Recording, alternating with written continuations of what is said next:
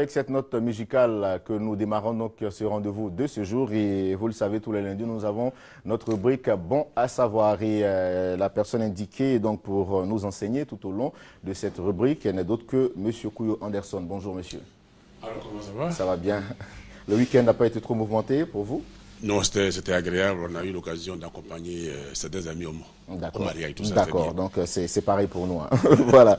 Avec vous aujourd'hui, on parlera d'un thème qui touche à la famille toujours. C'est comment maintenir l'harmonie au sein d'une famille. D'abord, dans un premier temps, pourquoi le choix de ce thème? Oui, parce que quand on se marie pour la vie. Donc, il y a forcément des comportements qu'il faut avoir pour stabiliser son foyer et ne pas arriver au divorce. D'accord. Donc, vous prenez au mot, comment faire pour stabiliser son couple ou sa famille? Voilà. C'est-à-dire, le fait de chanter très bien ne fait pas du chanteur un guitariste.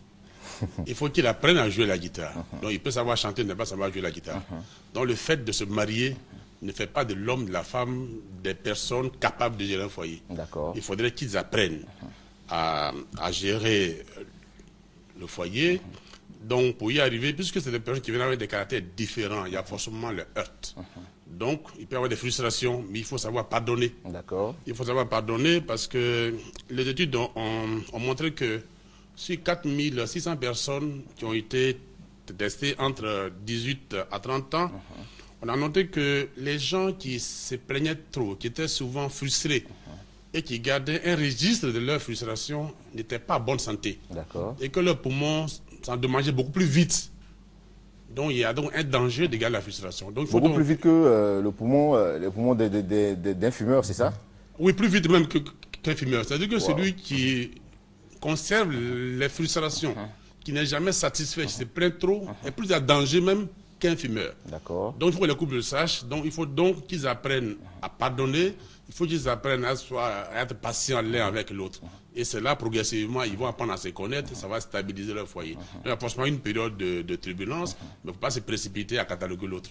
Voilà. Donc, ce qui revient à dire que quand madame ou monsieur fait quelque chose de pas bien, donc que l'autre n'a pas apprécié, il faut automatiquement trouver le moment juste pour se libérer. Voilà, non, faut pas, voilà, se libérer, il ne faut pas dire qu'il faut exploser, il ne faut pas dire volcanique. Non, il faut trouver le moment pour régler. Parce qu'il y a une période d'adaptation. Pour certains, ça dure 6 ans pour s'adapter. Donc, il faut être patient. C'est la patience, l'amour qui fait qu'on peut gérer un foyer et arriver plus loin avec. Maintenant, de ces foyers, la naissent des enfants. Il y a des enfants qui sont capricieux. Et les parents ont tendance à trouver que l'enfant est rebelle. Non. C'est-à-dire, l'enfant de 1 à 2 ans, c'est lui qu'on sert. Dès qu'il crie, les parents accourent. Mais à partir de 2 ans, c'est plus la même chose. Le vent tourne. Désormais, si l'enfant tombe, c'est à lui qu'on demande, mais qu'est-ce que tu as? Or qu'avant, quand il pleure, on imagine ce que l'enfant peut avoir. Donc, on travaille à sa place. Mais à partir de 2 ans, lui-même, il doit commencer à se prendre en charge. Et l'enfant n'est pas content, il n'apprécie pas cette période de turbulence-là. Donc, il devient capricieux. Donc, au lieu de frapper pam-pam, chaque fois que l'enfant fait un caprice, c'est mieux donc de parler avec l'enfant, il faut raisonner avec lui pour qu'il prenne conscience que les parents ne sont pas là seulement pour s'occuper de lui, mais ils ont aussi la responsabilité de l'aider à se prendre en charge, donc à devenir un adulte responsable. Donc, il y a une période d'apprentissage. Donc, c'est en parlant avec l'enfant que l'enfant peut comprendre ça. Ce n'est pas dans la violence. Maintenant, à la base de tout ça, il faut de l'argent. Aujourd'hui, on ne vit pas. L'argent, donc, des moyens. Voilà. C'est-à-dire, pour vivre, il faut de l'argent. Maintenant, le revenu, là, on peut le comparer à un ballon. Vous avez un ballon entre les mains. Et puis, on fait un trou, 2 trous. Il y a un trou par lequel l'air entre, un autre trou par lequel l'air sort. On vous demande de maintenir là ce ballon en forme. Et dès qu'on le tape au sol, il doit bondir. Mais à quelles conditions pour le faire? À condition que le vent qui est dans le ballon soit plus important que le vent qui sort. Donc il faut donc surveiller le vent qui sort. Si le vent qui sort du ballon est plus important que le vent qui entre, le ballon serait plat. Donc si je comprends bien, hein, je vais essayer d'imager ça un peu en écrit. Voilà. Donc j'ai peut-être, si on a un revenu de 100 000, il ne faut pas avoir des dépenses de 200 000. C'est ce que vous voulez dire? Même 110 000, même 101 000, ça même n'y a pas de problème. D'accord. Donc il faut contrôler ses dépenses. C'est-à-dire qu'il faut vivre selon ses moyens.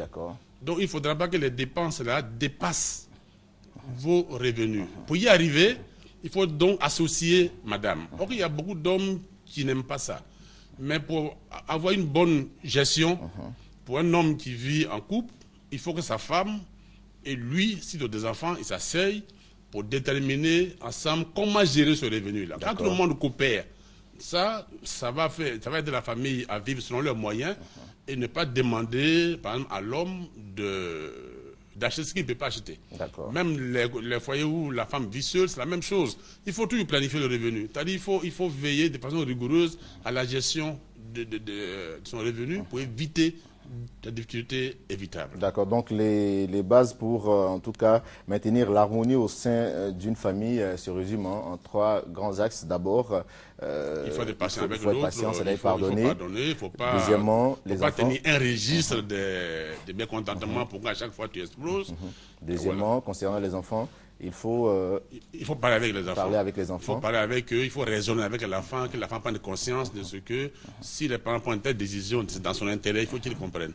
Mais pour le moment, ce n'est pas de la violence. Troisièmement, gérer au mieux son revenu. D'accord. Merci beaucoup à vous, M. Kouy Anderson, pour votre passage sur notre plateau et surtout pour cette contribution.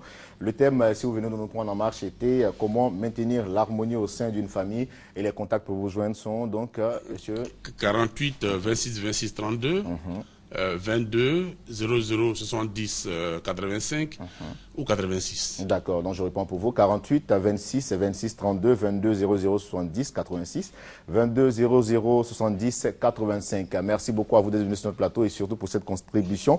Et on profite avec cette variété qui va venir pour souhaiter un joyeux anniversaire à notre collègue et délégué du personnel Serge Panama. Alors, écoute, pour cette bougie de plus, on te souhaite un joyeux anniversaire avec cette vidéo. Serge.